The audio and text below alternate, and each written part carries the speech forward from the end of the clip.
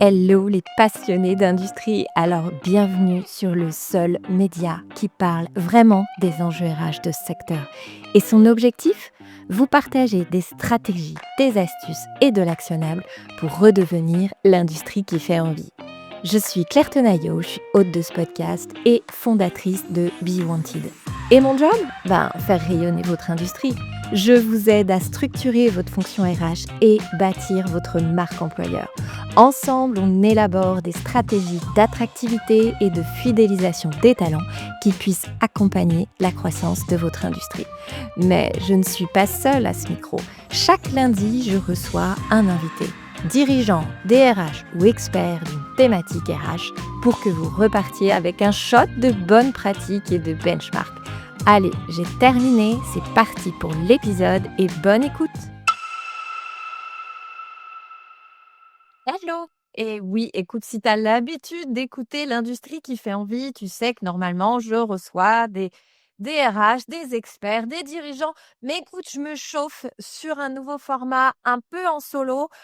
Et si je te dis tout, c'est parce que quand même, un épisode par semaine à sortir, c'est un boulot monumental et que là, je commence à être bien chargée et bien charrette pour produire un épisode par semaine avec un invité parce que forcément, il y a la contrainte de l'adéquation de nos plannings respectifs, des relances, etc., etc. Donc, je me dis, why not pour 2026, peut-être faire 2 épisodes par mois avec des invités et 2 épisodes par mois en solo où moi, ça me prendra moins de temps et ça me permettra aussi d'avoir un peu non, je prends beaucoup de kiff avec tous mes invités, mais un kiff un peu différent parce que finalement, écoute, c'est mon podcast. J'avoue, j'aime bien papoter, donc pourquoi pas le faire aussi en solo de temps en temps, histoire de faire passer mes idées encore un peu plus fort. Donc du coup, là, j'ai décidé d'y aller vraiment sans filet. J'ai marqué 3 idées sur une page Notion et l'idée, c'est aussi de pouvoir m'entraîner à la prise de parole et de réussir à enlever tous mes tics de langage que je ne supporte pas quand je m'écoute, comme les voilà. Bref, tu sais tout. Maintenant, c'est parti. De quoi je vais te parler aujourd'hui?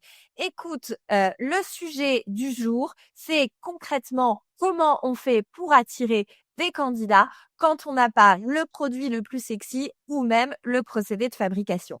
Et tu sais quoi? Cette question, elle est directement inspirée, en fait, d'un sujet qui est revenu à la table ronde sur laquelle j'étais invitée à Paris. C'était organisé par Start Industrie et le thème, de cette journée, c'était comment attirer des candidats, des investisseurs et des clients. Enfin, en tout cas, c'était quand même plutôt le thème de ma table ronde. C'est pour ça que j'étais là. Et cette grosse question de comment on fait pour attirer, même si on n'est pas super sexy, elle m'a été posée à plusieurs, reprises en tout cas, donc je vais tenter de t'apporter un éclairage ici. Alors, déjà, moi, ce que je vois derrière cette question, c'est beaucoup d'humilité et de comparaison aussi parce que on n'a pas forcément, tous des produits, connus par, le grand public, et puis il faut aussi se dire qu'il y a des produits de première nécessité qui sont essentiels à la chaîne de valeur, qui oui, sont pas les sujets, qui sont pas les produits les plus sexy de la terre et pour autant on en a besoin et tant qu'à faire, autant qu'ils soient faits en France. Je pense qu'on sera tous d'accord là-dessus. Mais alors pourquoi s'est pointée cette question pendant la table ronde? En fait, j'ai animé la table ronde, j'étais avec Clément Roulier. Lui, il est, dirigeant d'une start-up qui s'appelle AUUM, et ils produisent, une machine en fait qui va venir laver en 20 secondes avec de la vapeur des verres en verre, pour remplacer l'usage des gobelets plastiques. Ils sont sur la ligne du métro depuis Paris, donc en plus hyper accessibles, et cetera. Donc forcément, on est d'accord, on est sur un projet sexy. Je pense aussi en disant ça à Pimpan qui fait des produits, cosmétiques, hyper écologiques, et cetera. Il y a plein de boîtes comme ça et oui, peut-être que toi, tu produis, des pièces usinées, destinées à l'aéro, à l'automobile ou que sais-je, qui sont inconnues du grand public. Peut-être que tu produis des contrepoids en fonte avec un procédé de fabrication pas super sexy. Peut-être que tu produis de la machine spéciale. Alors j'adore la machine spéciale. Moi perso, je trouve ça extrêmement, extrêmement sexy, extrêmement canon. Mais encore une fois, c'est inconnu du grand public. Peut-être que tu produis des barquettes ou des cartons destinés à de l'emballage. Bah ouais, tu produis, c'est pas sexy, c'est pas connu, et cetera. Donc voilà, déjà, il y a l'élément de comparaison. Bah oui, écoute, c'est vrai que tous les produits manufacturiers sont pas les plus sexy du monde. Voilà, c'est comme ça. Maintenant, il y a quand même des solutions. On est d'accord que ces produits sont élémentaires, s'inscrivent dans une chaîne de valeur, et vont potentiellement être un maillon de la chaîne. Je sais pas, tu produis tes pièces usinées, in fine, elles iront sur un avion, ou sur une voiture ou que sais-je. En tout cas, c'est des pièces qui sont élémentaires. Maintenant, je vais, te donner, en fait, toute la méthode que moi j'utilise lorsque j'interviens sur ces sujets pour déployer la marque employeur d'une entreprise industrielle, puisque c'est quand même mon cœur de métier. Alors, comment je procède? Déjà, je pense qu'il faut que tu te rappelles un truc essentiel, c'est que toi, en tant que dirigeant, eh bien, tu as, autre chose qu'un produit sexy. Tu as une histoire, tu as des valeurs, tu as une ambition, tu as une vision et tu as toi. En fait, il faut pas oublier qu'il y a simplement, des candidats qui peuvent juste avoir envie de bosser pour toi. Ah ouais, je te jure. J'en reviendrai sur mon point 4, tu vas comprendre comment on fait ça. Et forcément, c'est par là que commence le travail de marque employeur. En fait, c'est un peu ce qu'on va appeler l'identité de ta boîte, l'identité de ton entreprise. J'imagine que quand tu as soit lancé ton entreprise ou peut-être quand tu l'as repris en fonction, tu as travaillé ce sujet aussi côté produit, côté marketing. Quel est votre positionnement? Quel est l'ADN de votre produit? Quelle est la promesse? Mais en fait, on a tout piqué au marketing, hein. La marque employeur, c'est du marketing appliqué au RH, ni plus ni moins. Donc, la méthodologie est la même. Et donc, cette étape de cartographier et d'avoir une vision claire sur votre identité, c'est clairement l'étape marketing du travail autour du positionnement. C'est tout pareil. OK? La deuxième étape, je vais te poser une question cash. Est-ce que tu sais factuellement dire pourquoi il vaut mieux travailler chez toi plutôt que chez ton voisin? Je te laisse réfléchir 2 secondes. Généralement, la réponse est: «Je ne sais pas». Je ne sais pas. Alors, c'est justement là qu'il faut aller travailler. Je ferai le parallèle avec le marketing produit, c'est exactement pareil. En RH, on va avoir besoin d'une promesse. Quelle est ta promesse en tant qu'employeur? Qu'est-ce que tu offres à tes collaborateurs en échange de leur travail?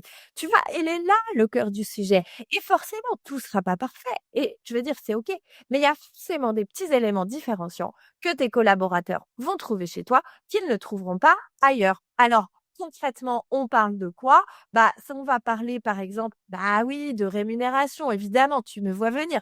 On va parler des avantages, mais qui sont pas forcément, enfin, qui sont pas de la rémunération, hein. Ça peut être toutes sortes d'avantages. Alors là, s'il te plaît, ne me parle ni de la mutuelle, ni du pass Navigo, parce que clairement, sinon, je vais faire un infarctus, hein. Ça ne se compte pas. On essaye de trouver des trucs qui sont un peu sympas, qui sont un peu différents.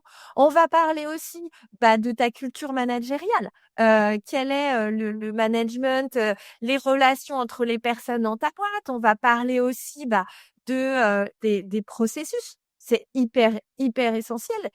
J'en reviens juste après, mais voilà, comment est structurée l'entreprise? En tout cas, c'est tout ça qui fait, voilà, ce qu'on appelle une promesse employeur. Le terme, RH s'appelle l'EVP, l'Employee Value Proposition. Sorry, pour, mon accent anglais. J'avoue, j'ai pas fait d'effort. En tout cas, voilà, là, on s'attache à dire: «Qu'est-ce qui fait votre différenciation?» Et quand on fait ce travail, il faut se le dire, ce ne sera pas parfait. C'est-à-dire que forcément, vous ne pouvez pas avoir travaillé toutes les briques pour être parfait et surtout parfait aux yeux de tout le monde.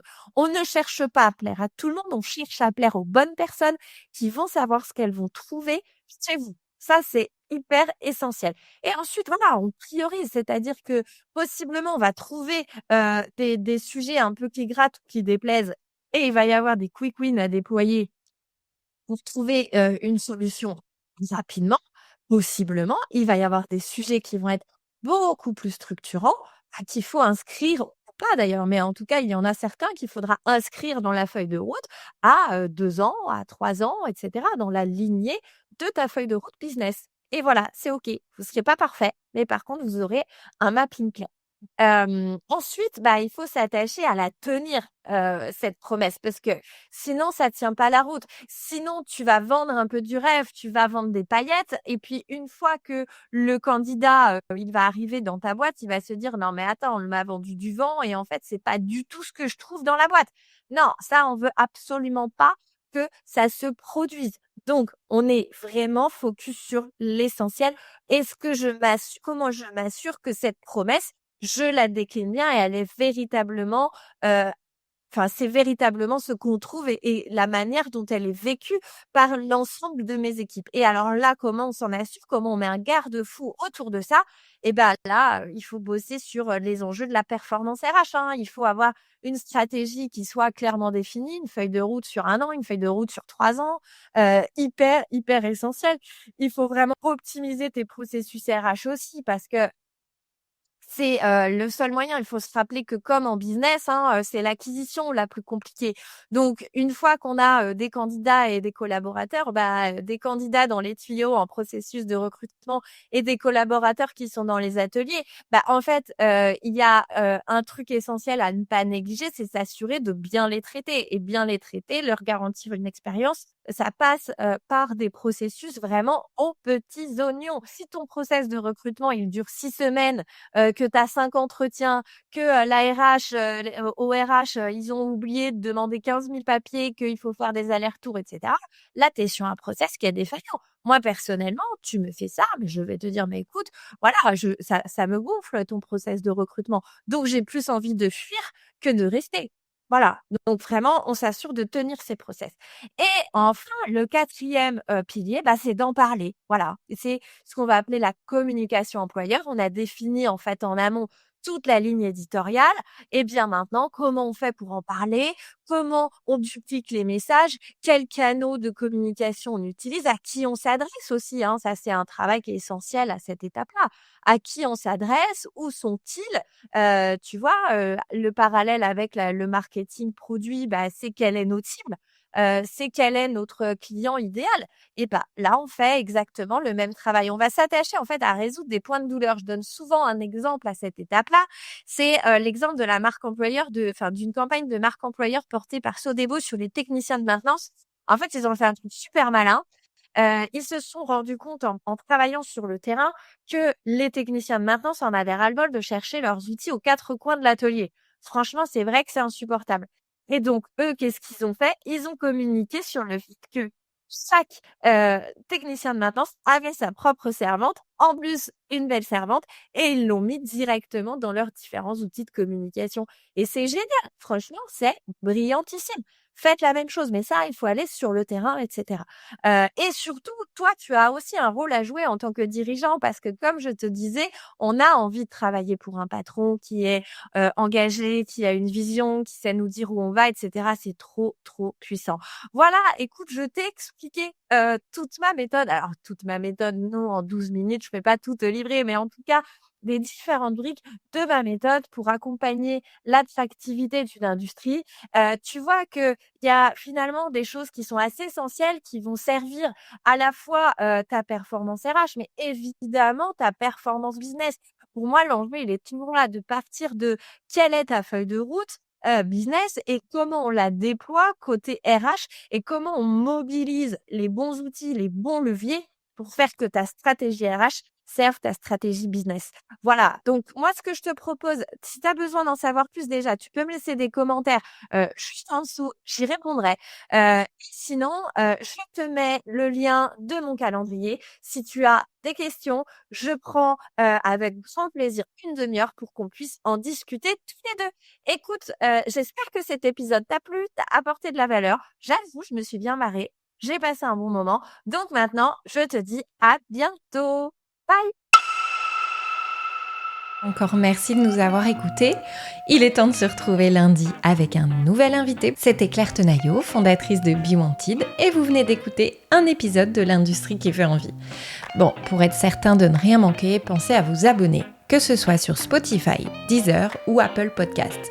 Surtout, pensez à laisser un avis 5 étoiles pour lui donner de la visibilité. Allez, à bientôt sur l'industrie qui fait envie.